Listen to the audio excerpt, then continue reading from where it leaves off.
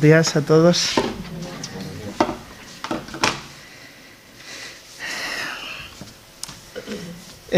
Cuando leemos la Biblia, podemos encontrar una especie de hilo conductor desde el principio hasta el fin de ella.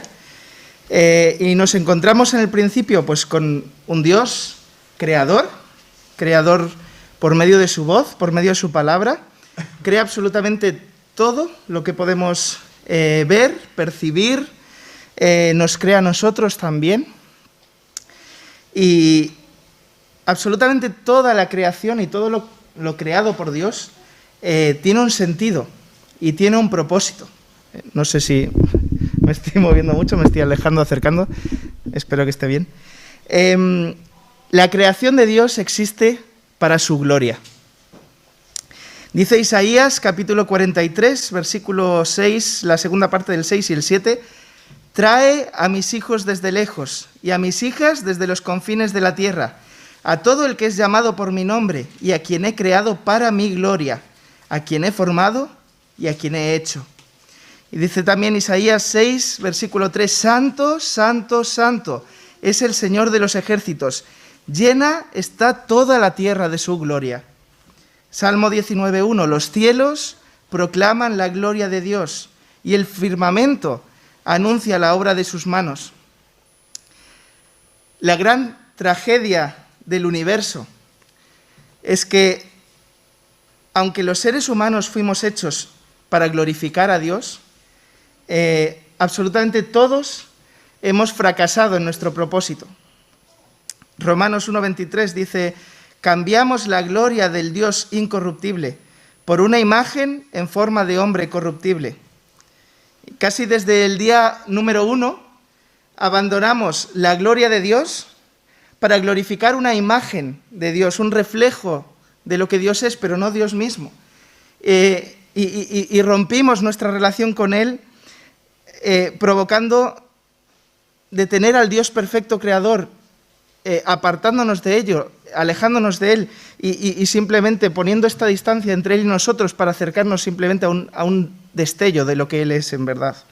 Cambiamos lo auténtico, lo verdadero, por una mera copia y nos pusimos a nosotros mismos por delante de Dios, buscando satisfacer nuestros deseos, nuestras apetencias y haciéndonos a nosotros mismos el centro de nuestro mundo. Así que, pues es una tragedia bastante grande. Y las consecuencias de esta decisión han sido desastrosas. La Biblia nos lo dice desde el principio hasta el final de ella. Todo lo que encontramos en la Biblia, todo el recorrido además desde este principio desastroso, es ese hilo conductor en el que nos cuenta cómo Dios toma la iniciativa para restaurar esa relación rota en el día número 1, para restaurar y para proveer un plan de salvación para el ser humano. Ese hilo conductor, ese plan de salvación que se va gestando desde el Antiguo Testamento y que culmina en el Nuevo Testamento es Jesús. Y su obra en la cruz, su sacrificio, su muerte y su resurrección. Así que en medio de todo este recorrido nos encontramos un camino difícil, un recorrido, llamémoslo, tortuoso y lleno de dificultades, pero lo bueno de ello es que la Biblia termina en ese hilo conductor con un final, y este final culmina, a pesar de todas esas dificultades y esos baches, de forma gloriosa. Tenemos, por lo tanto, en Apocalipsis, en ese final, una panorámica, una foto, una perspectiva de lo que vendrá. O como nos diría Antonio siempre, de lo que ya es, pero todavía no. Tenemos esa foto final en la que nosotros ya sabemos que esto es así, pero quizá todavía hoy no lo podemos vivir o no lo podemos disfrutar. Esa panorámica, esta perspectiva de lo que va a venir, nos da esperanza, nos llena de esperanza. Porque aunque el final ya está escrito, esa esperanza es real, pero nosotros hoy todavía nos toca vivir en un mundo que sufre las consecuencias de ese inicio de la historia, de ese pecado. seguimos sufriendo las consecuencias del pecado en nuestra carne, seguimos viendo las consecuencias del pecado en el mundo que nos rodea, pero qué bueno es Dios, que nos muestra el premio final, nos muestra el final del camino, nos muestra ese final de victoria y esa gloriosa restauración en la que viviremos para la eternidad, para su gloria.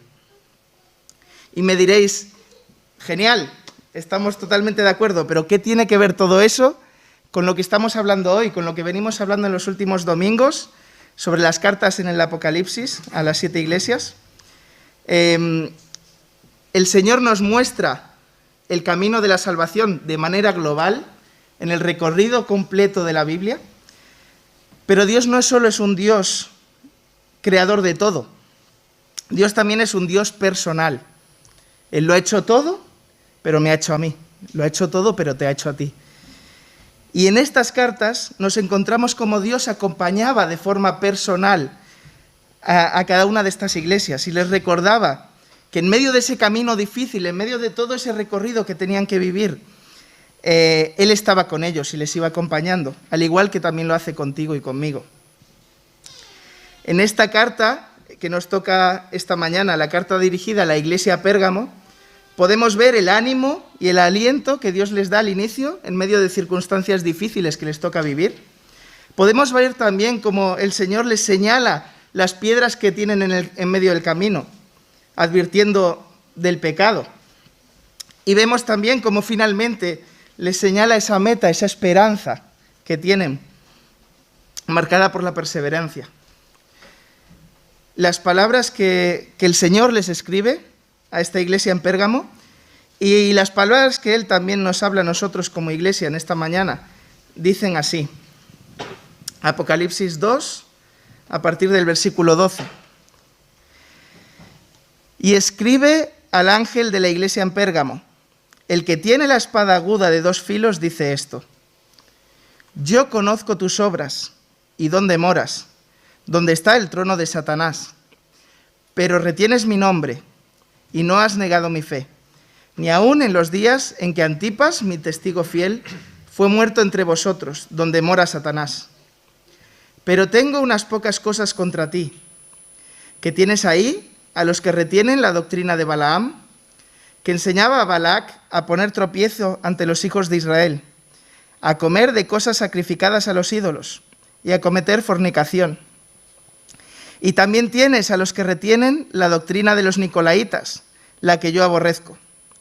Por tanto, arrepiéntete, pues si no, vendré a ti pronto y pelearé contra ellos con la espada de mi boca. El que tiene oído, oiga lo que el Espíritu dice a las iglesias. Al que venciere, daré a comer del maná escondido, y le daré una pequeña piedrecita blanca. En la piedrecita escrito un nombre nuevo, el cual ninguno conoce sino aquel que lo recibe.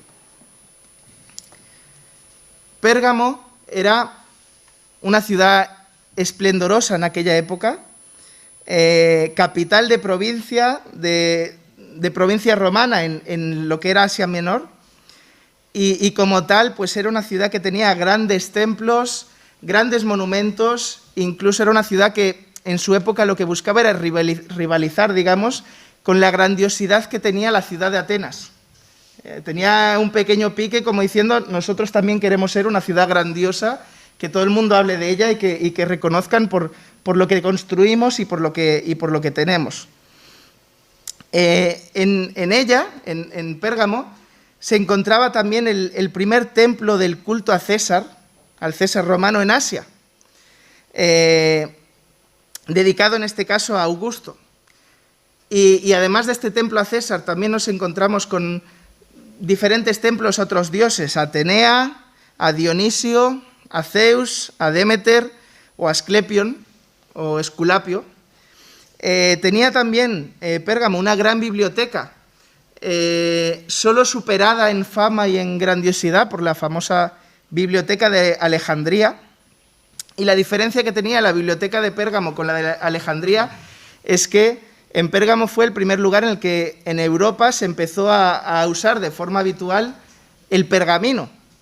En Alejandría se usaba el papiro, pero el pergamino que venía de Asia, pues el primer lugar en el que se empezó a usar en Europa fue en Pérgamo, de ahí que se llame Pergamino, el origen del nombre de la ciudad. También era una ciudad famosa por tener pues una especie de, llamémoslo, universidad o facultad dedicada a la medicina, donde se formaban médicos sacerdotes, porque en aquella época todavía la medicina era algo plenamente ligado a la religiosidad o a la espiritualidad. Por lo tanto, totalmente mezclado con el paganismo. El dios de la medicina, de la curación, era este Esculapio, Asclepio. Y todavía hoy en día podemos reconocer su símbolo, porque era un báculo rodeado con una serpiente y todavía está ligado hoy a la medicina. Seguramente habéis visto este símbolo en alguna ocasión, pues de aquí venía. Uno de los personajes más famosos que estudiaron en esta facultad de medicina antigua fue Galeno, y todavía hoy en día a los médicos se les llama galenos, un poco en honor a este hombre.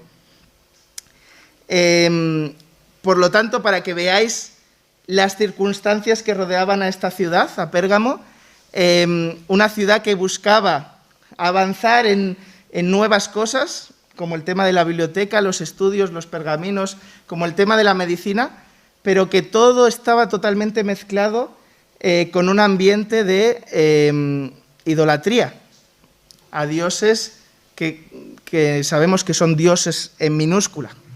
En medio de este contexto, uno de los monumentos más importantes que tenía Pérgamo era lo que llaman el altar de Zeus. Y este altar es una figura, una estructura inmensa, con una forma parecida o similar a la de un trono. Y en medio de este edificio, pues se quemaban incienso, tenía un altar que nunca, el fuego de este altar nunca se apagaba, nunca dejaban que se apagase, siempre lo tenían permanentemente encendido. Por lo tanto, ya era una muestra de que era una ciudad que estaba completamente volcada a la adoración a los dioses de la época. También en aquella época, durante el Imperio Romano y la persecución que los romanos tenían al cristianismo, el culto a César o el culto, lo que llamaban el culto imperial, se convirtió en algo muy importante de la persecución a los cristianos. ¿Por qué? Pues porque lo que hacían era obligar, digamos, a participar de este culto al César, de forma que se consideraba una muestra de lealtad. Y todo aquel que no adoraba o no quemaba incienso al César, pues era considerado una persona que estaba siendo desleal para con el César y para con la cultura romana, y en consecuencia era una forma de señalar a los cristianos que no adoraban al César. Era una forma de decir: te encontré, porque como tú no adoras al César, ya sé que eres rebelde y puedo detectar quién está escapando de esto, ¿no? Obviamente los cristianos rechazaban venerar al emperador, considerando el culto como idolatría, y en consecuencia, pues los sacrificios que se llevaban a cabo delante del César eran herramientas legales forzosas para detectar a estos cristianos que se escondían. En medio de todo ese contexto social que os acabo de comentar, nos encontramos con la iglesia de Pérgamo. Y el pasaje que acabamos de leer tiene 4 partes claramente diferenciadas.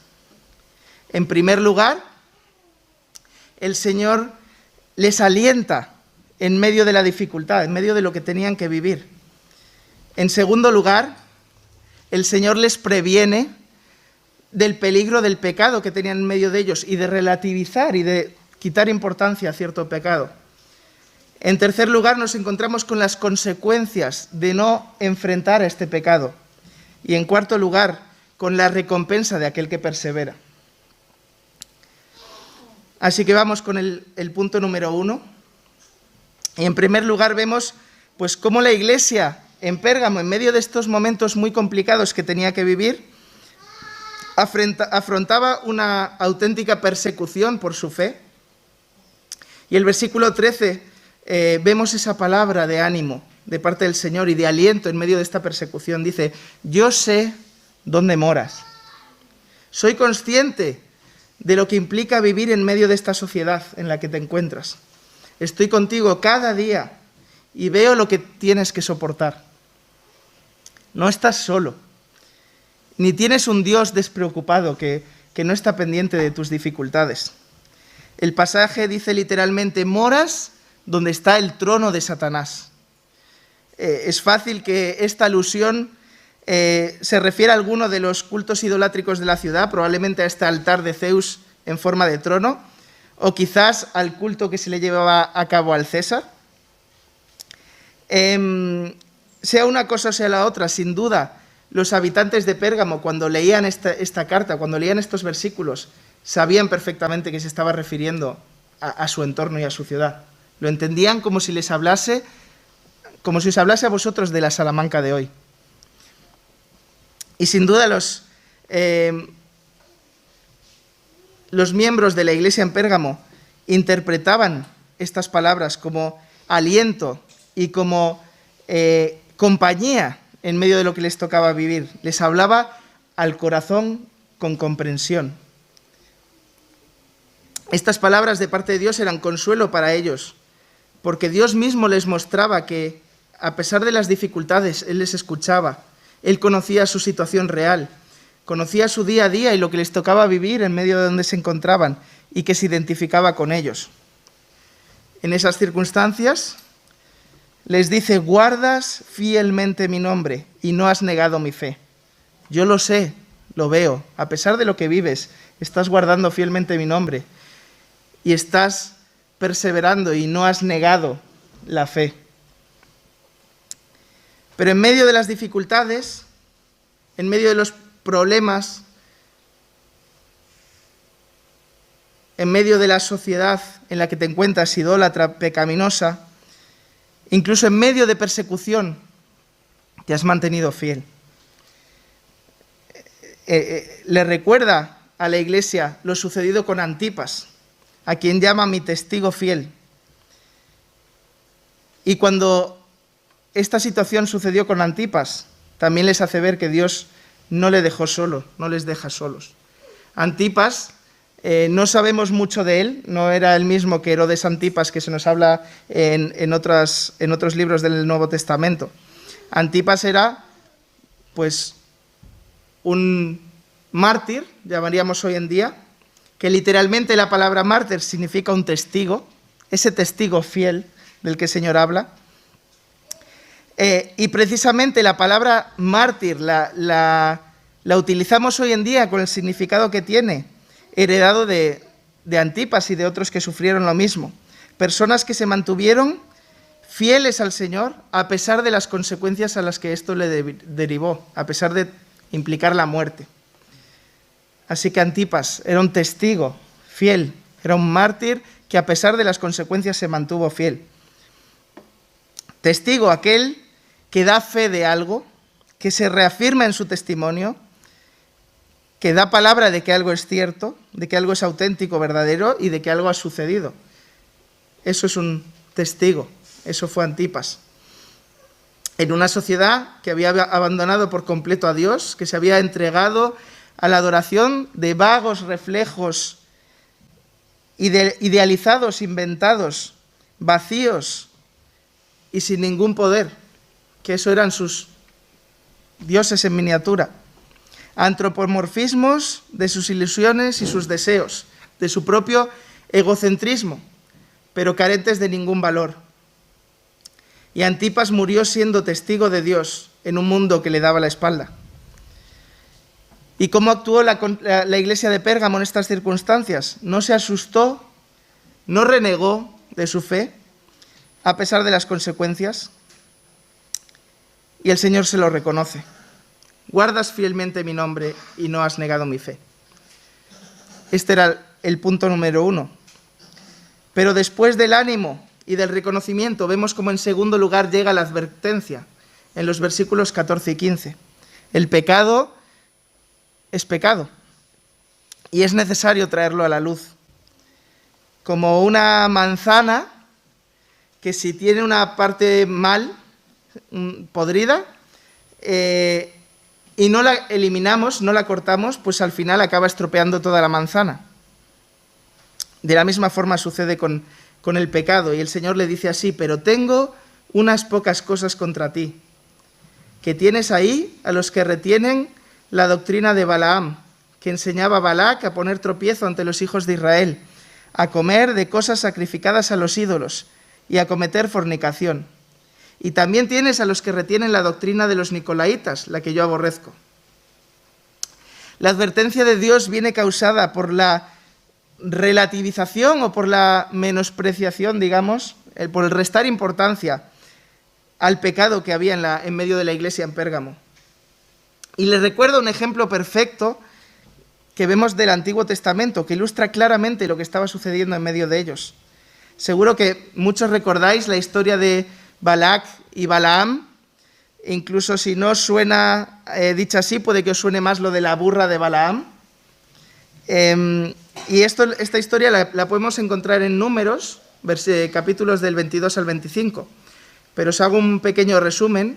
Balac era el rey de Moab, y durante la travesía del pueblo de Israel a través del desierto, pues hubo un momento en el que sus caminos se iban a enfrentar, se iban a encontrar, y viendo lo que Dios había hecho por medio del pueblo de Israel, pues Balac tenía miedo. Así que con el temor que tenía del Señor y de lo que el pueblo de Israel podía hacer si se enfrentaba a ellos, pues ¿qué hizo? Fue a buscar a un... ¿cómo lo llamamos? Digamos un profeta, que aparentemente era un profeta del Señor, pero por lo que vemos, pues seguramente no. ¿Y qué hizo Balaam? Pues, bueno, ¿qué hizo Balac en primer lugar? Pues le ofreció un montón de regalos a Balaam. Él le dijo: te traigo todo esto, ahora por favor maldice al pueblo de Israel para que pierda delante de mí. Y Balaam una y otra vez se acercó, y en vez de maldecir al pueblo de Israel, volvía pues con bienaventuranzas y con buenas palabras al pueblo de Israel. Y Balac decía: pero si yo te estoy dando cosas para que hagas lo contrario. El Señor no permitía que Balaam maldijese al pueblo de Israel. Balaam lo intentó varias veces y el Señor no le permitió. Y aparentemente ahí acaba la historia, en la que vemos que Balaam pues no ha conseguido decir nada negativo sobre el pueblo de Israel. Sin embargo, en el capítulo 25 vemos como, a pesar de ello, el pueblo de Israel en Sittim peca contra el Señor, se va con las hijas de Moab, que incitan a los israelitas, invitándolos a los sacrificios que le hacían a sus dioses, y ellos comen de lo sacrificado, se unen a estas mujeres y se postran delante de sus dioses. Así que finalmente, pues efectivamente, el pueblo de Israel peca contra el Señor y se desvía del camino correcto. Y si simplemente lees estos capítulos, puede parecerte que fue simplemente un error del pueblo de Israel, como muchos otros que vemos, pero en el capítulo número 31 nos dice que realmente esto sucedió por incitación de Balaam, ya que Dios no me permite maldecir al pueblo de Israel, pues te voy a dar un consejo a Balac para que puedas hacerles daño, para que puedas vencer por encima de ellos. Envía a las mujeres que los seduzcan, que los perviertan y llévalos a la idolatría. Apártalos de su Dios y llévalos a otro lugar, a otros dioses, y así seguro que conseguirás vencerles. Y esto mismo estaba sucediendo en la iglesia en Pérgamo. Se nos habla de la doctrina de Balaam, se nos habla también de los nicolaitas. En cuanto a los nicolaitas, no sabemos mucho y muy exacto, hay diferentes teorías sobre quiénes eran y de dónde venían, pero lo que sí sabemos es que tanto la doctrina de Balaam como los nicolaitas pues se colaba en medio de la iglesia de forma sutil.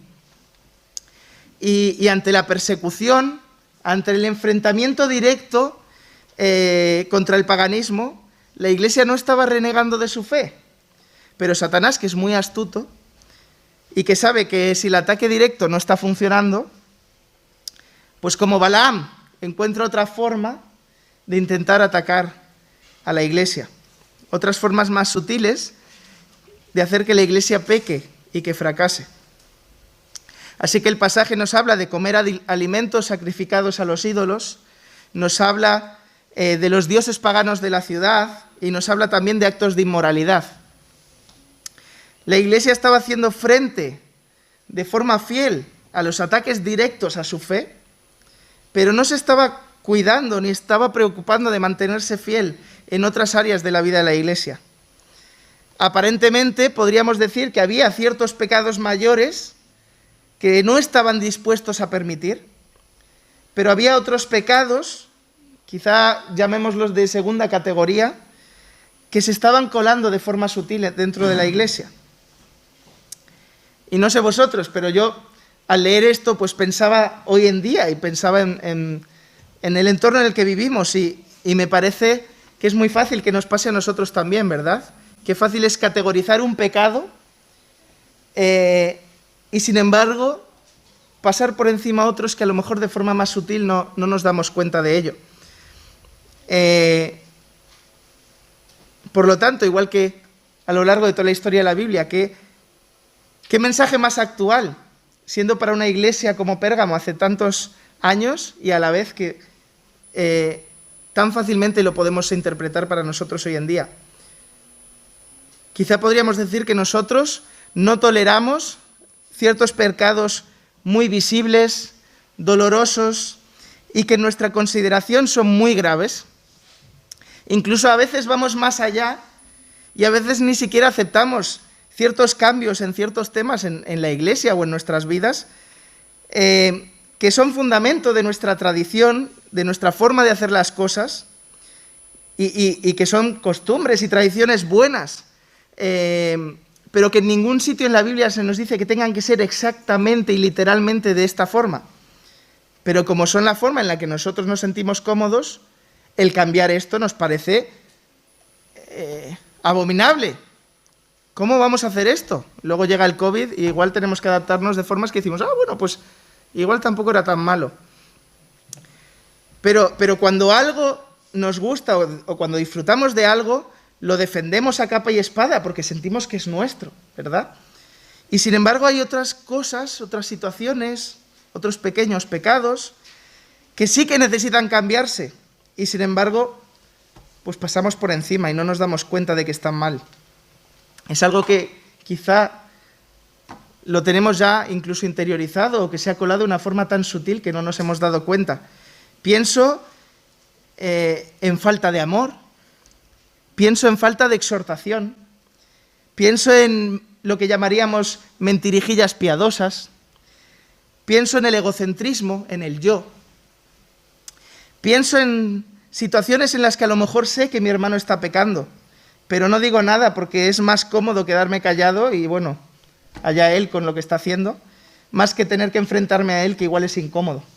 O al revés, pienso en situaciones en las que soy yo el que está pecando, pero lo escondo y lo disimulo, y luego vengo a la iglesia con una actitud de perfección y intento disimular lo que realmente está pasando dentro de mi vida para reflejar una imagen de lo que yo soy que no está en coherencia con lo que yo en realidad estoy siendo en mi vida. Con aparentar que mi vida es perfecta cuando sé que no lo es. No sé si a vosotros os pasa, pero yo muchas veces me siento así. Pienso en las veces en las que hemos tenido la oportunidad de cumplir con el mandato de Dios, de predicar, de hacer discípulos, y no lo hemos hecho por quizá priorizar otras cosas más importantes para mí y menos importantes para Dios. Pienso en la idolatría del siglo XXI, donde quizá nosotros no quemamos incienso ni ofrecemos carne sacrificada a otros dioses, pero quizá dedicamos muchísimo tiempo de nuestra vida a algunas cosas y mucho menos a nuestra relación con Dios. Y con esto no estoy diciendo que tengamos que dejar todo en nuestra vida y que todos los que estamos aquí tengamos que de repente pasar a ser pastores y misioneros y abandonar todo lo que tenemos y todo lo que Dios nos ha puesto en nuestra vida. Dedicarnos todos a pleno tiempo. Si el Señor nos llamase a todos, pues genial, pero el Señor tiene su llamado para quien considera que debe cumplir este papel, y eso no quiere decir que a nosotros no nos dé otro papel. Pienso en la motivación y en el pensamiento con el que hacemos cada cosa.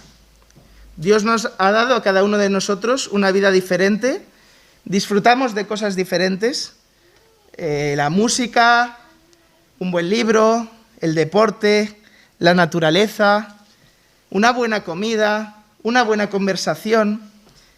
Dios ha creado todo eso. No nos lo hemos inventado nosotros. Y cuando disfrutamos de aquello que nos gusta, ¿damos la gloria al Señor por sus bendiciones en nuestra vida?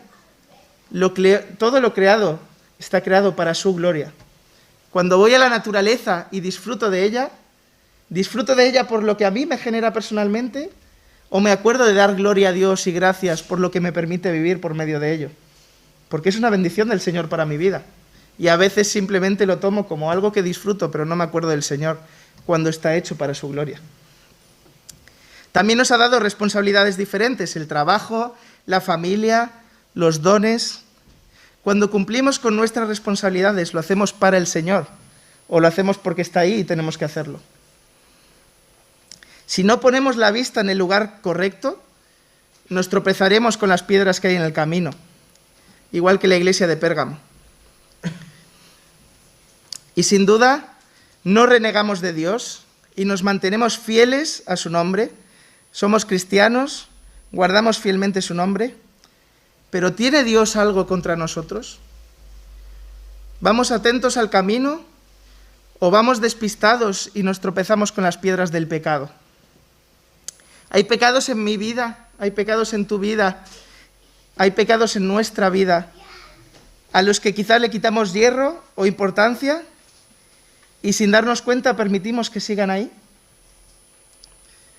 Podemos encontrar en nuestra vida esas pequeñas piedras, esa doctrina de Balaam o de los Nicolaitas que disimuladamente se ha infiltrado haciendo daño y pervirtiendo nuestro corazón. El Señor advierte a la iglesia en Pérgamo y también nos recuerda a nosotros y nos llama a examinarnos y a detectar esos pequeños pecados, esas pequeñas piedras de tropiezo que poco a poco se han infiltrado en nuestra vida y que casi sin darnos cuenta nos están desviando del plan que Dios tiene para nosotros, de lo que espera de nosotros como sus hijos. Y tras traer luz sobre este pecado, sobre esta realidad que estaba viviendo la iglesia en Pérgamo, el Señor también les recuerda las consecuencias de no confrontarlo. Arrepiéntete, pues si no, vendré a ti pronto y pelearé contra ellos con la espada de mi boca. El Señor les llama en primer lugar al arrepentimiento. Como hijos de Dios, como miembros de su iglesia, deben arrepentirse de su pecado. Si no lo hacen, habrá consecuencias. Dentro de la iglesia había personas que practicaban estos pecados y que estaban pervirtiendo a toda la iglesia, desviándola de su propósito. Y el Señor le dice, arrepiéntete, iglesia. Arrepiéntete porque lo estás permitiendo. Arrepiéntete porque el hecho de relativizar este pecado y de quitarle importancia está provocando que toda la iglesia se desvíe de su camino, como un cáncer que se va extendiendo. Así que hay una necesidad de arrepentimiento por permitir esta situación. Pero si ellos no lo hacen, el Señor lo va a hacer. Como decíamos al principio, sabemos cuál es el final de la historia. Sabemos cuál fue el principio y sabemos cuál es el final que nos espera. Sabemos que el Señor ha vencido. Sabemos que Él vendrá por su iglesia. Que la iglesia estará vestida de blanco, de lino fino. Una iglesia purificada y limpia, sin mancha. Así que, hermanos, no tenemos que preocuparnos, ni tener temor, ni miedo por la iglesia. Ninguna iglesia es perfecta, pero Él se va a encargar de perfeccionarla. Va a eliminar toda mancha, va a eliminar todo pecado. Sabemos cuál es el destino de la iglesia, pero hay dos caminos de llegar a ese destino. Primer camino, arrepiéntete. Segundo camino, dice, pelearé contra ellos con la espada de mi boca. La segunda forma de enfrentar la purificación es mucho más, llamémoslo, traumática. El Señor peleará contra ellos, es decir, contra el pecado que pervierte y desvía la iglesia. Pero ese pecado estaba dentro de la iglesia y en consecuencia lo que tendrían que afrontar sería duro, doloroso, triste.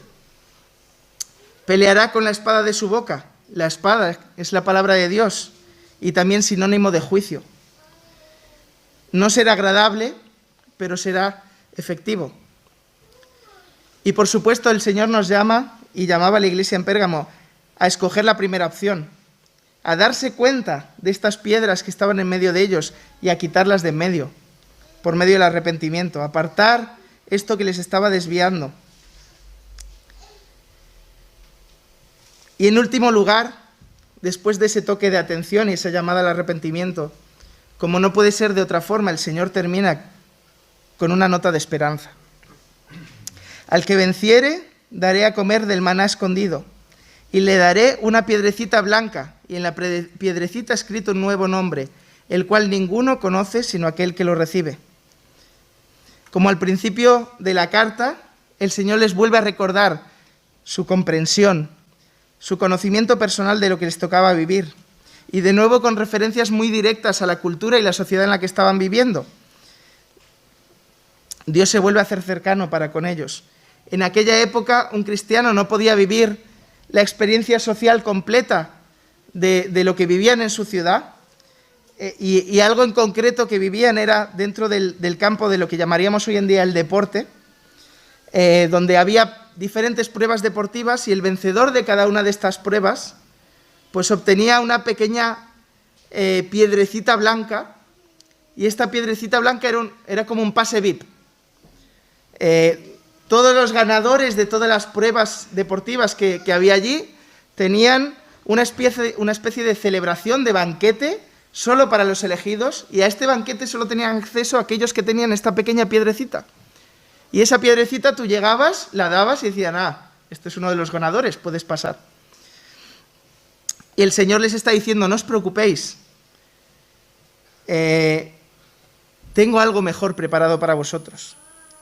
Estáis enfrentando dificultades, estáis pasando problemas, pero el que persevere y llegue a la meta tendrá su recompensa. Un banquete muy especial, mucho mejor que lo que podéis encontrar aquí, ese maná escondido del que les habla, ese alimento del cielo que nadie más puede disfrutar. Ese acceso a un lugar muchísimo mejor que cualquier banquete humano, a la ciudad celestial de la que se nos habla en Apocalipsis 21. Este acceso venía además con un nuevo nombre, con un nuevo comienzo, una nueva vida, la vida eterna, en la que dejaba atrás todo llanto, dolor y dificultad.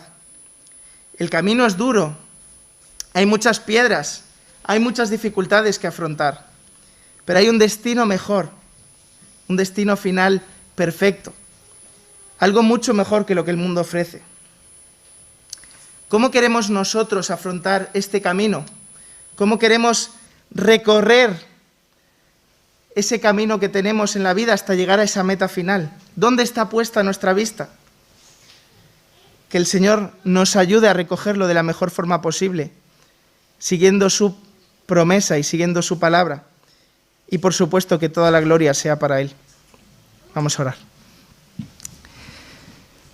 Señor y Padre, gracias porque eres un Dios grande y a la vez eres un Dios cercano. Eres el Dios creador de cielos y tierra y a la vez te preocupas por cada una de nuestras vidas en lo más personal y en lo más íntimo. Y sabemos, Señor, que en muchas ocasiones te podemos fallar, quizá no estamos atentos y acabamos cometiendo algún error y te pedimos perdón por ello. Pero te damos las gracias porque a pesar de esos errores tú no te apartas de nuestro lado. Tú eres fiel para con nosotros y nos sigues mostrando esa esperanza final. Y sabemos que tu iglesia se va a encontrar contigo, vestida de lino fino, blanca y sin mancha, Señor. Sabemos que hay tropiezos en medio y te pedimos que nos ayudes a superarlos de la mejor forma, de tu mano, Señor. Que estemos atentos en el camino para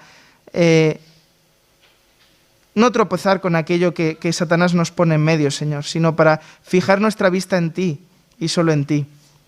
Pero te damos también las gracias por esa esperanza final que tú nos pones, Señor, en medio de una vida de dificultad y de luchar contra el pecado. Sabemos el destino final y sabemos el camino final y la meta, Señor, y sabemos que no hay nada que pueda hacer cambiar esa meta final, Señor. Tú estás allí esperando por tu iglesia, esperando por nosotros, y te pedimos que nos ayudes a terminar esta carrera fieles a ti y atentos a las dificultades que Satanás nos pone en el camino para tropezar lo menos posible. Gracias porque si tropezamos, tú nos tiendes la mano con amor, y te pedimos que estés con nosotros y nos guardes, que no apartemos tu mirada de ti, Señor, y que finalmente podamos darte a ti toda la gloria, porque solo tú lo mereces. Gracias por todo, en tu nombre, amén.